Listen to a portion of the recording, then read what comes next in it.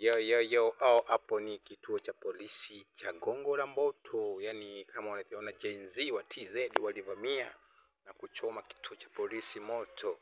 Baada ya kuchoma wakaona bomoe na kuta zake. Yani mwanangu kilinuka balaa. Yani asikwambie mtu, ilikuwa ni man to man, polisi tu raia. Aisee. Yani kama kawaida yani ilikuwa ni noma hiyo siku 29 Oktoba.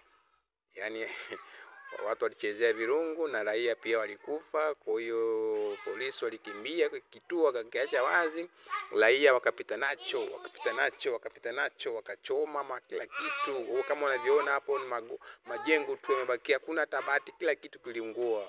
Nakwambia ni siku hiyo raia polisi walitimua mbio, hawajai kutokea yani ilikuwa balaa na nusu, hatari na nusu kama hebu jione tu mwenyewe mtazamaji yani. Sasa hivi nadhani umeelewa, Watanzania wameamka, sio kama zamani.